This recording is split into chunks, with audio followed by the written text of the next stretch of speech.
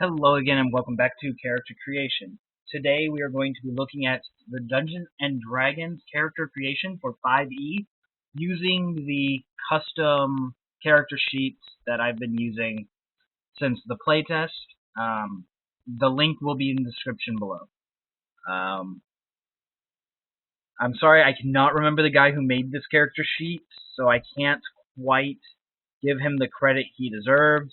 However, as I said in the description below, I will link you to how to get this character sheet and a short little thank you actually naming the dude who does this. So, thank you for him. Okay, now continuing on. We've already gone through most of this. Ability modifier summary, class summary, random height and weight chart. The class I'm going to be taking this time is the Warlock, and here's the 1 to 20. And here's the character sheet. So today I'm going to be making Sir. Sir's always a name I like using every once in a while, especially when I'm like DMing, and this is like either my DMPC or DMPC or my like NPC who's gonna be hanging around the party a lot. It's just Sir, because what do you want to do, Sir? Just kind of sounds like they respect me, even though they want to kill me. For my race, I'm going to make a half orc. Again, we're not going to go and pick alignment or deity yet. Subrace, there is no half-orc subrace, although if your DM wants, you can kind of make one. I'm making human. In my campaign, I currently have a half-orc, half-dwarf, and how I did that was in the dwarf, I went kind of scroll over to the dwarf section a little bit, and I'm like, okay, what's something good about dwarves? See here. Dwarves have a +2 constitution, so I increased the constitution by 1. Dwarves, I'm trying to think what's one of the other things I did. I believe I gave the character Dwarvish Resilience as well, which is a saving throw against poisons and resistance to poison. So yeah, but today we're going to be making a sub-race human half-orc, so the average. Now, for size, they're a medium creature, so just medium. They have dark vision, a speed of,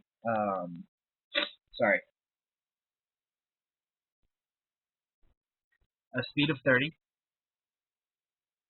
Let's make female, actually. A female, we'll get into the height, hair, age. Orcs mature at the age of 14, so let's go ahead and make this one 20. Black hair and green eyes. Why not? Now, I already said I was going to be building a warlock, so let me roll my attribute points real quick. Actually, down here. Warlock. Now, wow, that's a little bit sexy and bad at the same time. Okay, I can actually deal with that pretty well.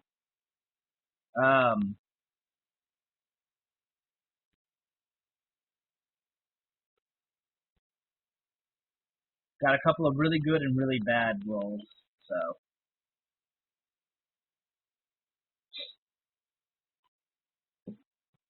As you can see here, not here, here. Warlocks near the bottom, let's actually kind of do this. Wielders of magic, blah, blah, blah, have a D8 charisma, wisdom, light armor, simple weapons. So, what I'm going to take,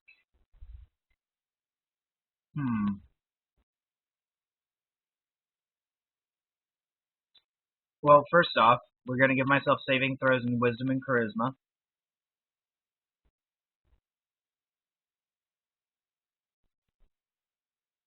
And Charisma is my magic ability. So we're going to give my highest score to my Charisma. Which, really? That's the same highest score I had last time. That's kind of cool. Now my next two abilities, I'm going to give to Constitution and Strength. So,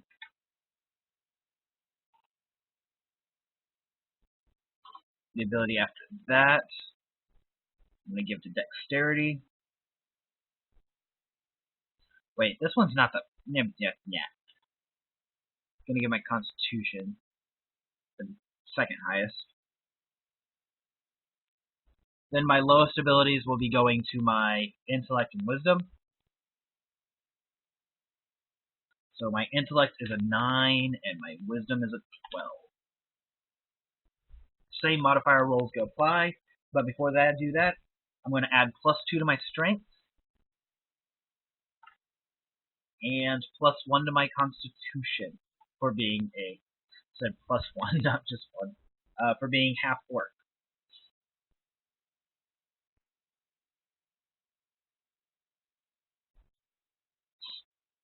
Sorry, Snuffly. So I get +3 here, +2 here, +3, -1, +1, +3. Okay. Now, if we're starting at level, actually, let's not start at level 0 this time. Let's see here. I get my first. Let's see. I get a Pact Boon at level 3, so let's go ahead and go up to level 3. Yeah. So we'll be a level 3. Hit dice of 8. We have 3 hit dice currently. And at level 3, we still have +2 to our proficiency. So, melee is, melee is 3, range is 2, and spell is 8 +3, making 11. With proficiency, that is 13, 5, and 4.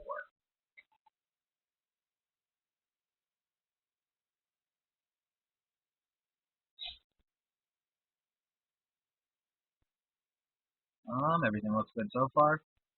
Current experience is at, no, actually, we're level 3.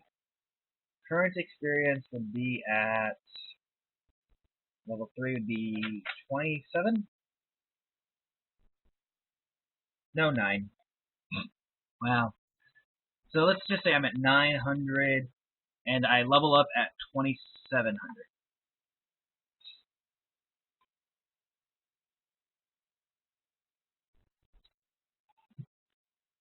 Okay. So, we have proficiencies down here in this box, and skills and traits over in this box, class features in this box. Well, we're still working on our half-orc traits, so let's go ahead and add some of those. We have menacing, which you could add here. It's granted by race. It doesn't have an ability that's set to it. Doesn't have an ability modifier, and what it does is menacing gains proficiency and intimidation.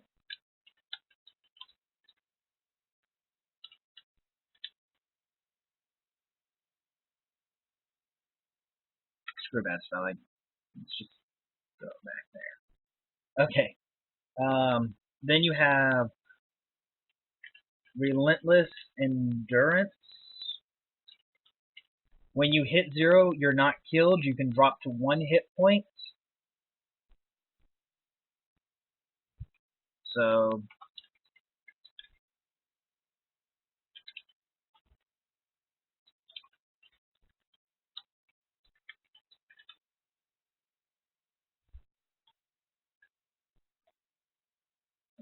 yes, once per long rest. So I'm putting once per LR because one thing that used to be kind of popular was the one per day things. Now what they've done is they've changed things. So instead of once per day, you have once per LR, long rest, and once per short rest, which we will get into a little later, I believe.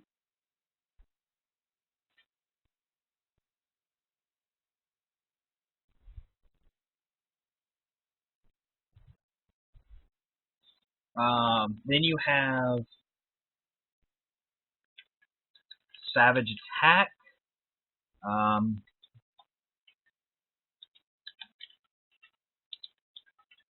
Pretty self-explanatory. You get one additional damage dice on criticals. Down here we have our language box. We have common and orc. Since we do not have an intelligence modifier, we do not get any free languages. I think that's about all right now. And we do not get any proficiencies through our race.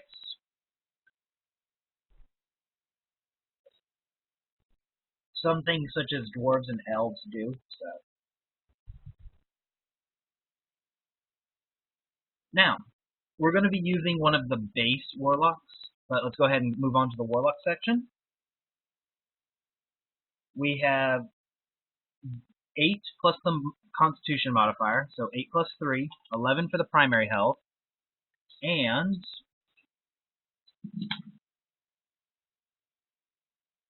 that's kind of bad, but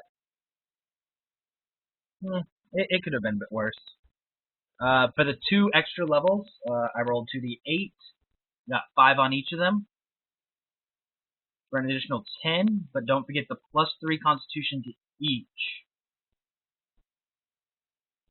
Sorry. So that brings up the total to 27. At level 3, that's not bad. 27 HP is pretty good. I currently have a warlock in my campaign that has like almost 200 HP or something like that. It's ridiculous. But let's see here. As far as proficiencies go, we're going to name this one armor,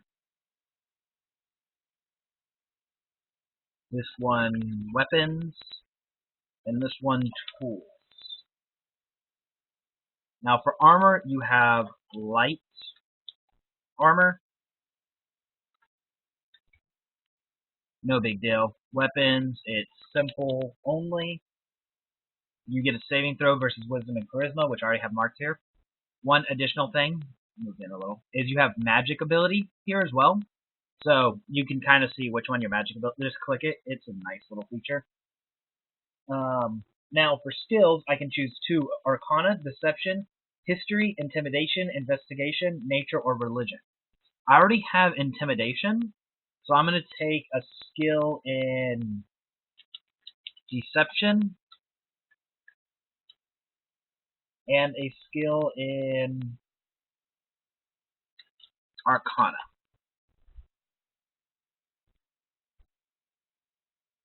As for equipment, we'll start off with any simple weapon. Start off with a dagger. No. Let's do the other one. A light crossbow. Light crossbow, I believe, is a simple weapon. Let me double check.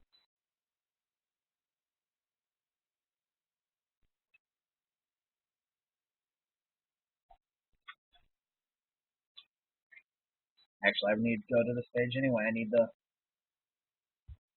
Okay, a light crossbow is a simple ranged weapon.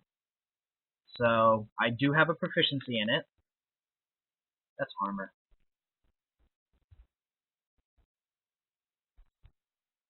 Man, I feel a little dumb now. That's the armor page. Or armor section. So, light crossbow. I am proficient.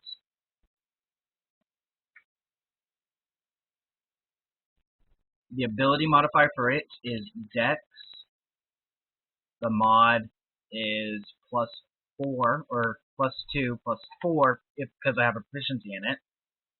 The damage is a 1d8. The type is piercing. It has a range of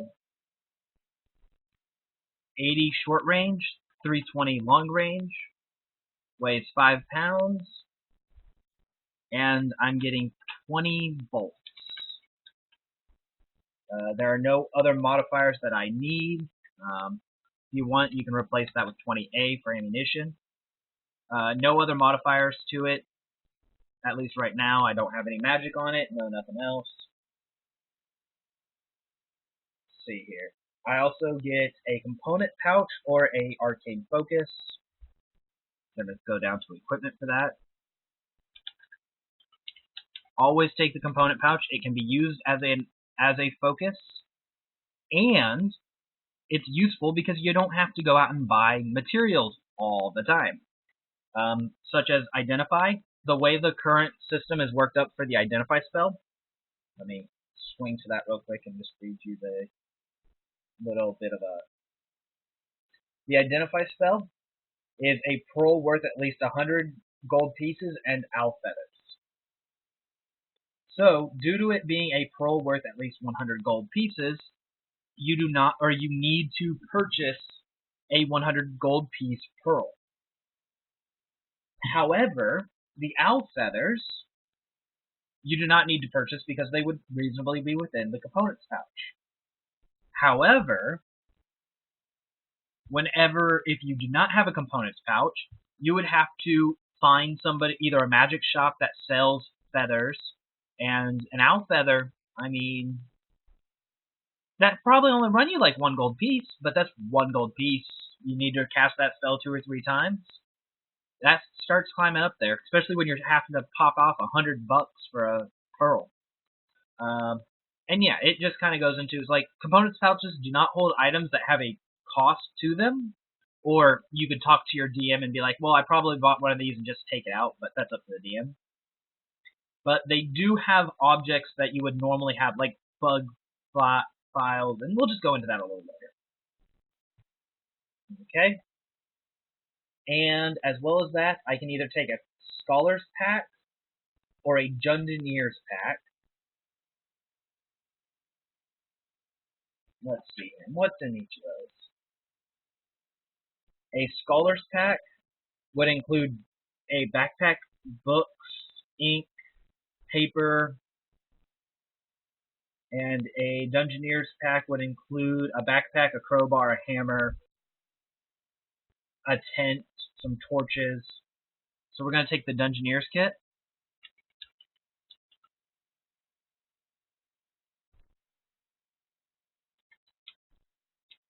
And we're going to take leather armor. Leather armor is a light armor, which I believe we do have a proficiency in.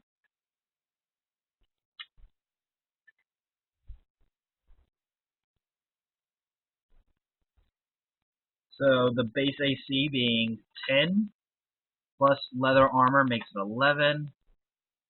It's light type. It has no speed or stealth destroying factors.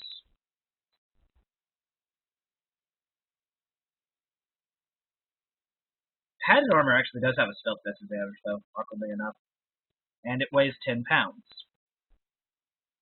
Since there is no maximum dexterity, we do not need to add a maximum dexterity, giving us an base AC of 12, with an armor of 1, giving us an adjusted AC of 13.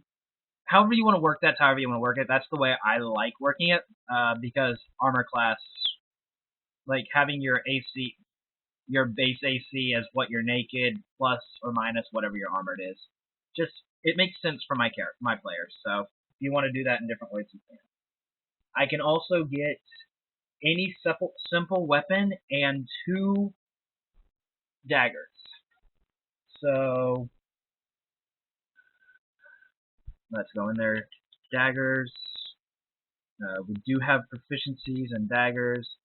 They are finesse weapons. So if we use the strength modifier, it's +5, but it's also +4. They're a 1d4 piercing. You'd really think daggers would be slashing. They can be thrown for 20 to 60 feet. They weigh 2 pounds because we have 2 of them. Daggers are fine, light, and thrown. We also have 2. Another simple weapon we can take is... let's take a quarterstaff. Quarterstaff is really? Okay. A quarterstaff is a straight proficiency light simple weapon. It's a strength modifier, so +5 to hit. Said +5, not =5.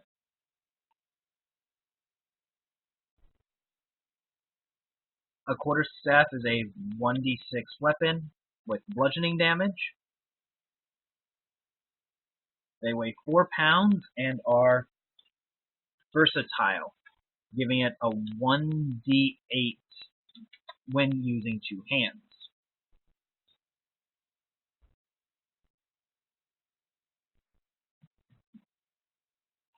Okay.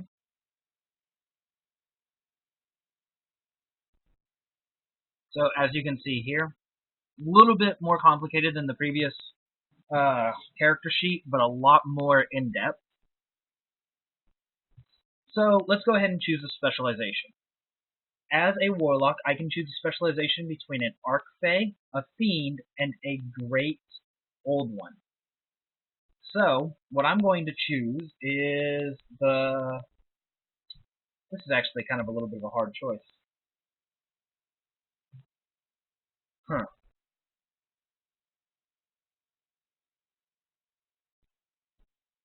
Let's roll a dice. Okay. And we got an archfey. So, as a worshipper of the archfey, or archfey, whichever one you want to call it, we get some extra spells, which we'll go into in a minute. But we also get a couple of class features. So let's go ahead and start this. Class features, we start off with Pact Magic. As you can see here, level 1 Pact Magic, which is basically just warlock spells. No big deal. You got 1 at level 1. Now for our otherworldly patron, which is this one, we have a Fey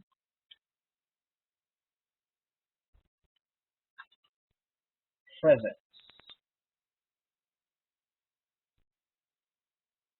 Now with the Fey Presence, starting at level 1, our Fey patron bestows upon you the ability to project a beguiling and fearsome presence of the Fey. As an action, you can cause each creature in a 10-foot cube, originating from where you stand, to make a Wisdom saving throw against your Warlock spell DC, which is 13 currently. The creatures that fail this are all charmed or frightened, your choice. You don't get to choose individually. It's you're either trying to fear them or charm them, but same thing. Until the end of your next turn.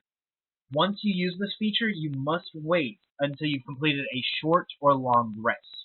So 1 per short rest, meaning that you stop for lunch, you can use this again. Just taking an hour or 2 for lunch, it's fine. So what we have here is a 10-foot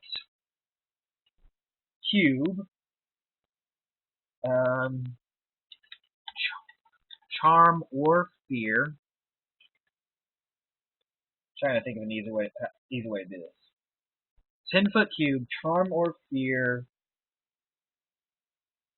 with a wisdom versus DC.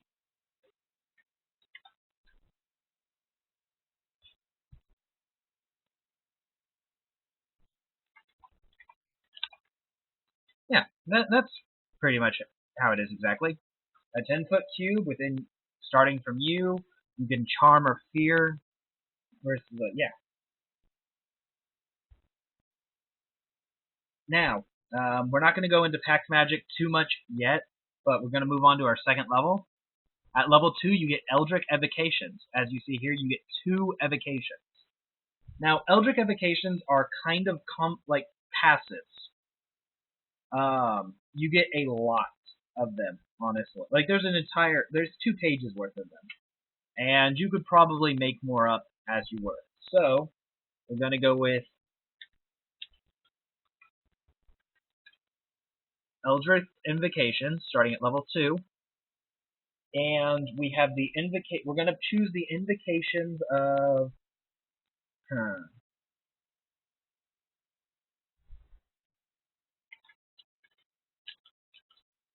we're going to get Eyes of the Runekeeper on page 111, and let's see here, Armor of Shadows,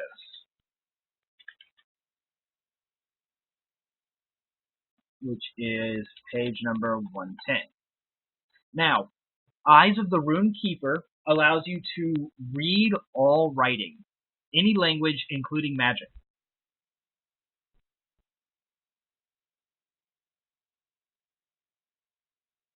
Excuse me. A lot of times, actually, when I'm making a character, I'll take Eldritch Sight because it allows you to cast Detect Magic at will without expending a spell slot. Now, Armor of Shadows is very similar. It allows me to cast Mage Armor on myself or on yourself at will without expending a spell slot or magical components. Mage Armor gives you +3 AC.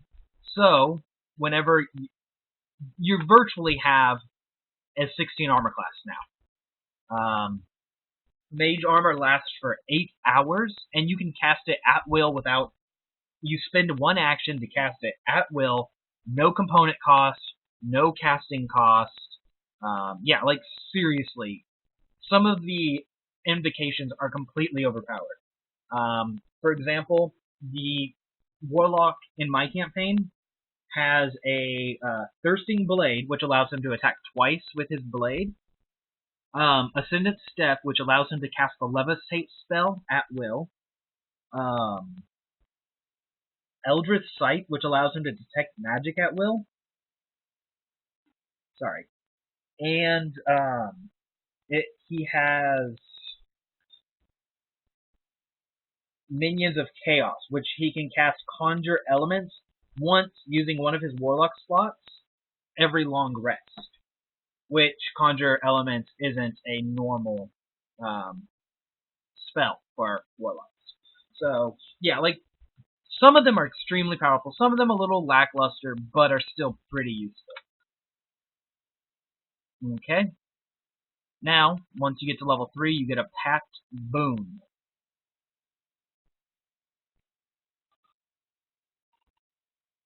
The Pact Boon is you get to choose what type of pact you have. There is a Pact of the Chain, which allows you to learn the spell Find Familiar. You can cast the spell as a ritual. The spell does not count against your number of spells known per day. When you cast the spell, you can choose one of the normal forms of a familiar that a mage gets, or you can choose the special warlock familiar, such as an imp, a pseudo-dragon, a quasit, or a sprite. When you, additionally, when you take an attack action, you can forego one of your own attacks to allow your familiar to make an attack of its own. And there are invocations which do involve the familiar. Voice of the master. Whenever you can transfer your consciousness into your familiar, and it can speak for you, and you can perceive its thought, like what's around it. Or Chains of Cursory. You can cast Hold Monster at will, targeting a celestial, fiend, or elemental without expending a spell slot or material components. You must finish a long rest before you can do this again. There's the next pact, the Pact of the Blade, where you can literally create any blade you want, like any weapon you want from the weapons list, simple or martial. You now have a proficiency with your blade. As well, you can spend, or let's see, like yeah, the blade disappears if it's too far from you, blah blah blah, because it's a summoned weapon, similar to like summoned weapons in Skyrim or the Elder Scrolls. You put it up, it disappears. You drop it, it disappears. After a while, it disappears. Also, if you die, it disappears. However, you can transform a magic weapon item from the world. So if you pick up a pretty magic, like, oh, this sword has +3 to hit, and whenever I hit a dragon with it, the dragon turns into marshmallows. Well, you can transform any magical weapon into your pact weapon by performing a special ritual while you hold the weapon. Takes about an hour. During the it can be done during a short rest. So during lunch, you'll still be able to roll for dice, and it doesn't impact you. You can dismiss your weapon if you magically boon a weapon. You can dismiss it into an extra dimensional space and summon it at any time. You can change it at will. Whenever you change what weapon you have a pact with, the old pact weapon will drop out of extra dimensional space and just kind of fall at your feet. When you die, the same thing will happen. But one nice thing about that is even if you do use your pact on a here's a magical spear, and I use my pact on it, I could still summon a sword. It just won't have the magical effects of my spear. So it's one of those things where you literally can summon a magical weapon in, and most of the time you'll use it. Although you might want to summon, like, say, a bow and arrow. Be like, yeah, I'm going to summon a magic bow and arrow, and I'm going to pick up this arrow and I'm going to shoot with it because why not? Although bow and arrows wouldn't really, yeah, bow and arrow was a bad idea or a bad choice, but you get what I'm saying. Actually, yeah, if you're not using a like if you use normal arrows, you could definitely like a packed crossbow and use these 20 bolts or something. But then there's the final one, the Pact of the Tome. The Pact of the Tome allows you to summon the Book of Shadows, which is very similar to the Pact weapon. You gain proficiency with it. Well, technically. The Book of Shadows contains... Sorry. The Book of Shadows contains 3 cantrips from any class spell list. One, like, you can either pick one spell list and take 3 from it, or 3 different cantrips from, or 1 different cantrip from 3 different, you know what I'm trying to say. 3 from 1 or 1 from 3. And they don't count against the number of cantrips that you're allowed to know. As well, when you get a Eldritch Invocation of the Tomes, you can start adding ritual spells to it. Or, well, I think that's the only one they have in base. But, like, yeah, like, you could literally, like, add that up, and it could become useful. It's one of those that's not the best, but it's really useful when you need it. But normally you're going to just take the Boon of the Blade. So that's what we're going to do. So we're going to take Pact of the Blade.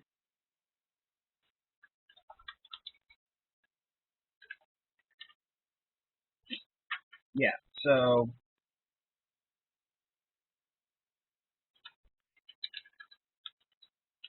use an action to summon a weapon.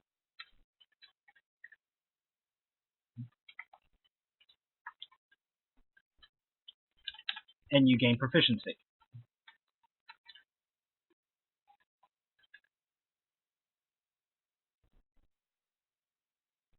There is no time limit, there is no time limit. Oh no, it does say melee weapons. So, I misread that. So, summoning a crossbow wouldn't work, but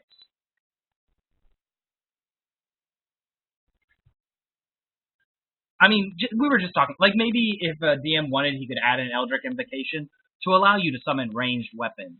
And maybe something like, oh, you can summon a ranged weapon with your Pact of Blade, and the ranged weapon will come with 20 ammunition or something like that. Like, yeah, it'd be up to the DM, but yeah, DM could add something like that.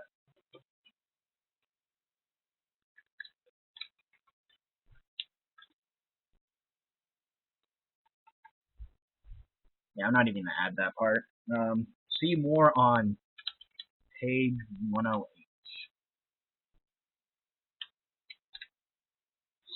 Now, that's about as far as you get at level 3. So, we haven't added backgrounds yet. So let's go ahead and do that. Actually, we haven't rolled for height or weight either. So, we have a half orc who's 2d10. Okay. 4 and a 6, so he's 10 inches bigger than 410. So, what would that be? 5'8"? That's not too short. A little shorter than you'd expect to have from a half orc, but okay. And then add in 2d6 for the weight.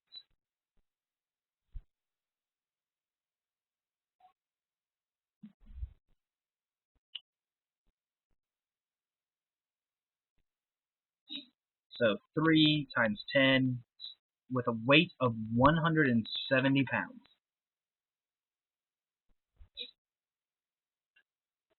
Now, since we're going for a half orc, let's go ahead and take the easy road. We'll go criminal. So background will be criminal. So what we're going to do for criminal is roll 1d8 for the specialty. The criminal was a hired killer. Also, as a criminal, you gain the feature criminal contacts. This is something that you did gain in the other ones, but there was no place to put it. Criminal contacts allows you to you have a reliable and trustworthy contact who acts as your liaison to a network of criminals. You know how to get messages around. Yeah, basically you're just good with talking, like you're good and you can find out stuff. You can talk to criminals, you can find out stuff. If something was stolen, you know who to talk to either find the fence or maybe the thief even. Yeah, it's kind of one of those things where for the criminals it's kind of an awkward one because it's like, oh yeah, you can talk to people. But you have like the acolytes. The acolyte is able to go into a church and get board and like free healing, shelter, and food.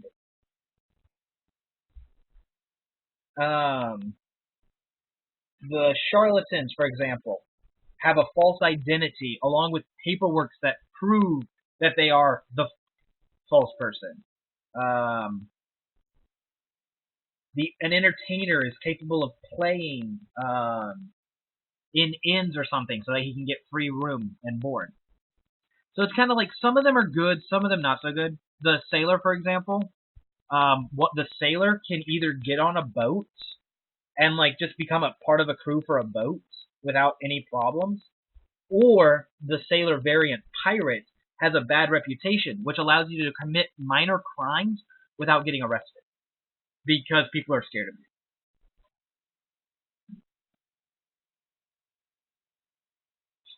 you. Okay? Now, for the personality trait, I blow up at the slightest insult.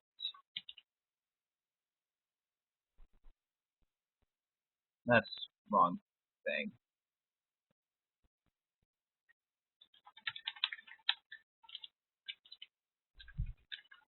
That's the physical traits. So if you have any scars or anything you want to add, those there. Let's zoom in a little bit so I can show you these a little better. Yeah, it is a little bit cramped on the sides, but it actually looks a lot better when you print it out.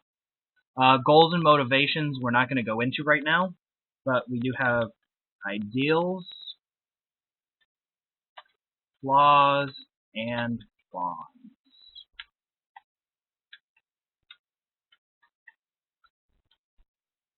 So for the ideal, 1d6, his ideal is people.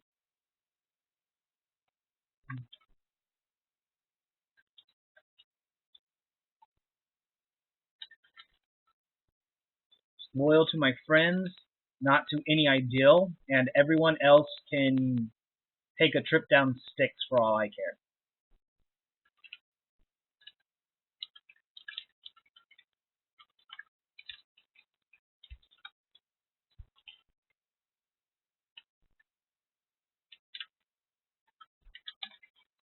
If you don't know, the River of Styx is the Greek river that leads to hell. So his bond, or that is also a neutral. So actually, I should probably add people, and that makes him neutral.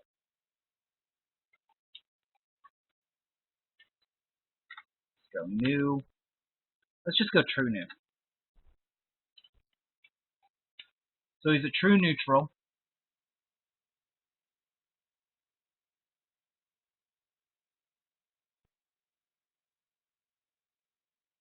His bond is I'm trying to pay off an old debt. I owe a generous benefactor.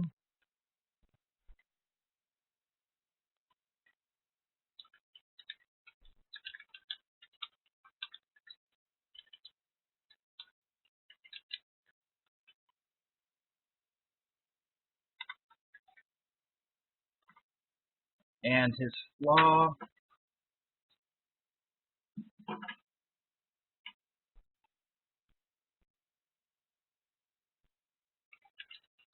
when faced with a choice between money and my friends, I usually choose the money.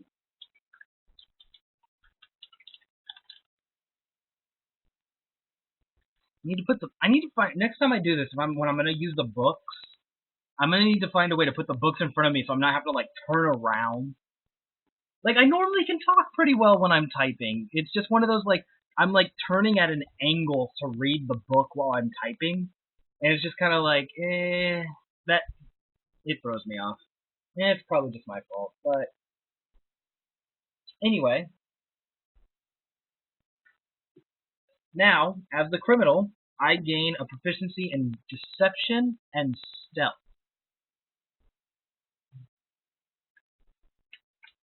Now,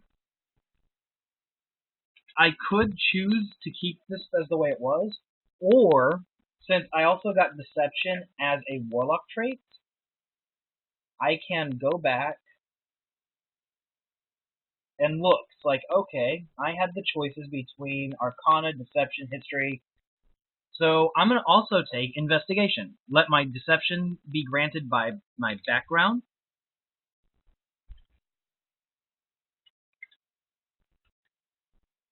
And let my class choose Arcana and Investigation.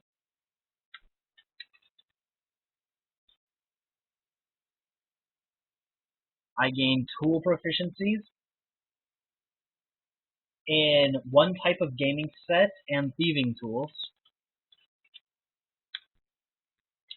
and dice sets. And as far as equipment goes, I get a crowbar. So, crowbar,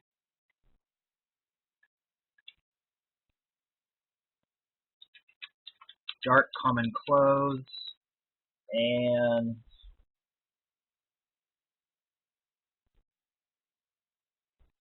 15 gold. Actually, what did I get from being a warlock?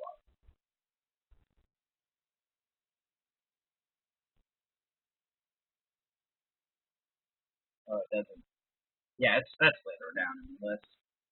Okay, so as awkwardly enough, I have two crowbars now because there's a crowbar in my dungeon kit. But we'll talk about like that. That's not having two is never a bad thing.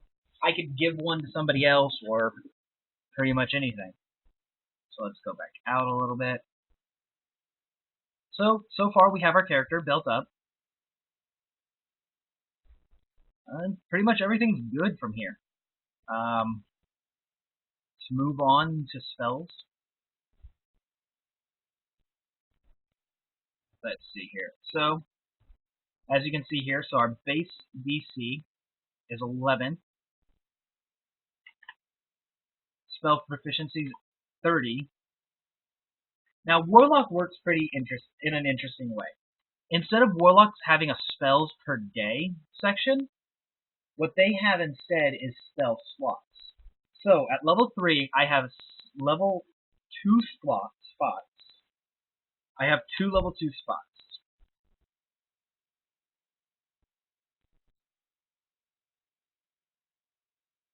And I have no level 1 slots. So I have at level 3 2 slots, and both of my slots are level 2.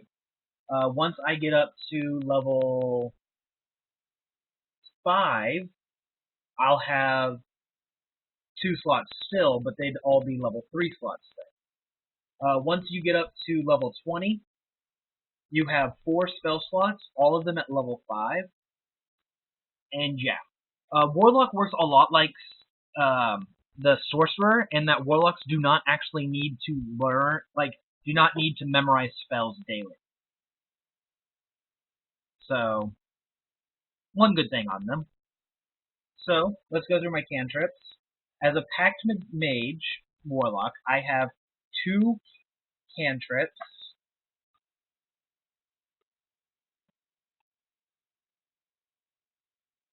So let's look up the Warlock cantrips real quick. So, I could take, I'm looking at these a little bit, and I'm thinking Mage Hand and Poison Spray.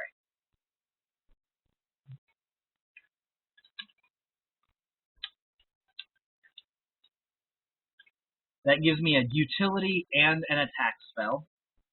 Now, my first 2 levels were at level 1 spell slot, meaning that at level 3 I have 4 spells available. If I would have leveled this character up, I would have had at level 1 had 2 level 1 spells, gained a third level 1 spell at level 2, and at level 3 would be the only time I could gain a level 2 spell.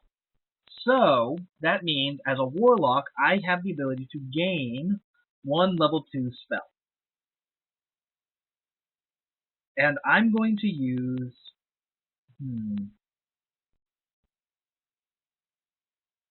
Invisibility.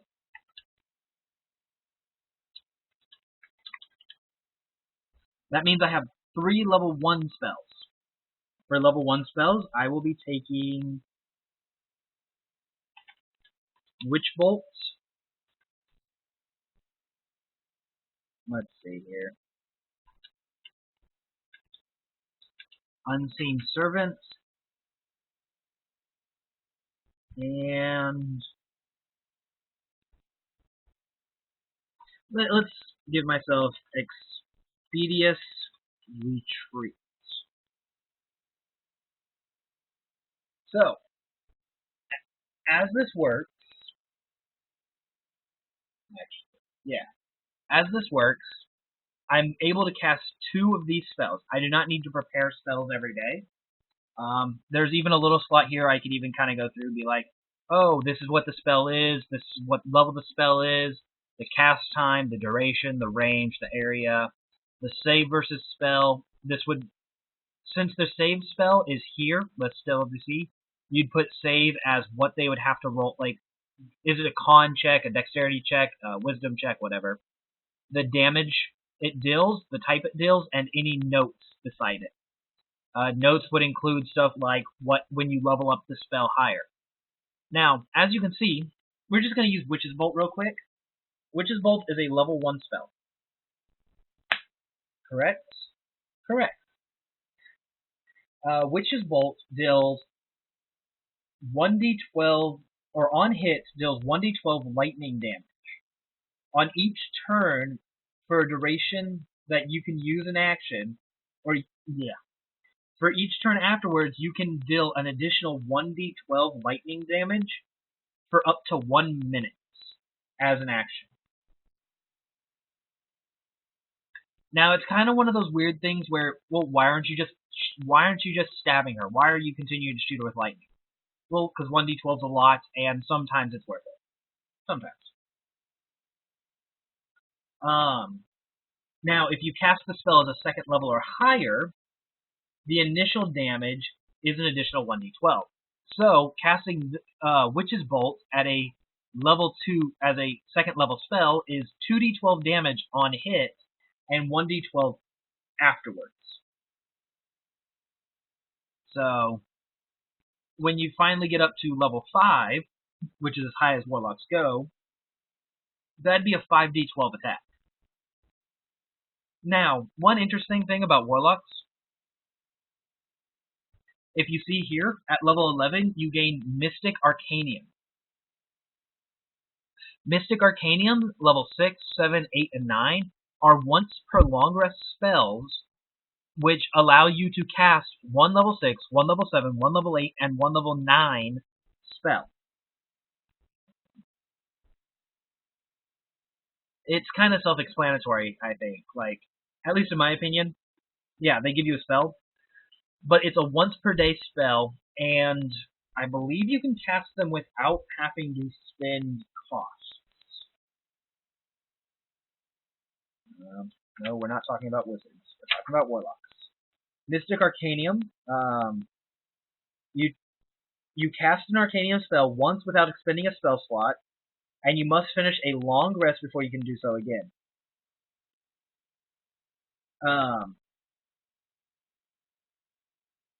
Yeah, so you do have to pay up the costs, and sadly you don't get any of you don't get a lot of the wizard's really cool things like Wish or Time Stop.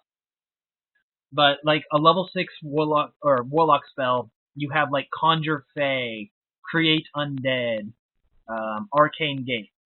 A level 7 you have Etherealness, Finger of Death. At level 8 you have Dominate Monsters, Power Word Stun. At level 9 you have Power Word Kill and True Polymorph. So you do have some pretty strong spells.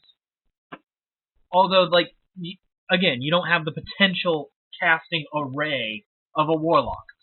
A wizard. But just being able to walk up and be like, oh, level 5 magic missile in your face. Oh, by the way, now I have a magic sword stuck in your gut. Is kind of fun. Yeah, as you level up through this, you get the Mystic Arcanums. Once you hit level 20, you get Eldritch Master, which allows you to spend 1 minute entertaining your patron, and you regain all of your spent spell slots. So at level 20, you have 4 spell slots. This allows you to spend 1 minute. So pretty much anytime you're not fighting, it's basically like that. If you're fighting, it's 10 turns. But 1 minute to regain all of your missing spell slots. You must complete a long rest after doing so, so you can't like just keep doing it constantly. But yeah, that's 8 spells in a day all at level 5. Pretty good. For example, a warlock, or not a warlock, a wizard, at level 20 only has 3 level 5 spells. So, and don't be mistaken by the fact that you have level 4 level 5s, but you also have 1 6, 1 7, 1 8, and 1 9. At level 20 on a wizard, they have 3 level 5s, 2 level 6s, 2 7s, 1 8, 1 9. So, although a wizard or a sorcerer could cast more spells, you're casting much more powerful spells. You're casting them a lot more a lot more often. And just plain and simple, warlocks have a better that passive, the whole Eldritch evocations. As you can see, 8 Eldritch evocations, which could include stuff like let's see here. Well, casting levitate on yourself, without at will. Casting speak with dead at will. Let's try to see some of those cooler ones. As a blade pact, you could get thirsting blade, which allows you to attack twice, or gives you extra attack basically. Or life drinker, which allows you to deal your charisma modifier as damage on attacks.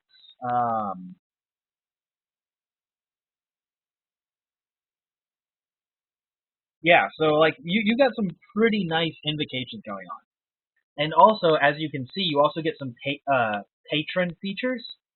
So as an Archfey, with the patron of the Archfey, at level 6 you get Misty Escape, which allows you to teleport for up to 60 feet. You can turn invisible and teleport. And you can it's a short rest spell, so you could actually use that multiple times per day. Beguiling Defense. Yeah, basically it's the same as Fey Presence, but it's a passive on you, like always. So yeah. And then at level 14, here the final one, you get Dark Delirium, which you can plunge a creature into an illusionary reality. As an action, choose a creature within 60 feet. It makes a wisdom spell or a wisdom save. If it fails, it is charmed or frightened by you, your choice again, for 1 minute or until your concentration is broken. This is the this effect ends early if the creature takes any damage. Until the illusion ends, the creature thinks it is lost in a misty realm, the appearance of which you choose. The creature can see or hear only itself, you, and the illusion. And you can do that within a short rest. So, yeah. I actually do enjoy playing the Warlock and DMing somebody who's playing the Warlock. It's just kind of fun. But yeah, I'm going to go ahead and let you go with that.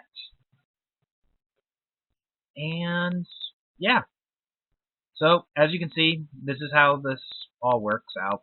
I do like this one a little better. It has these note sections so that you can kind of put in, oh, this is a magic item, it does. So, let's say that this light bow was magic.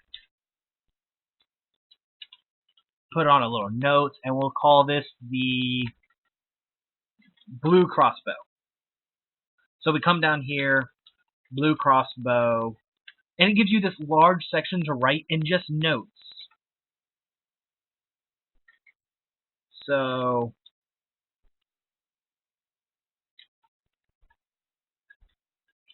plus 500 damage to Smurfs. Go for it.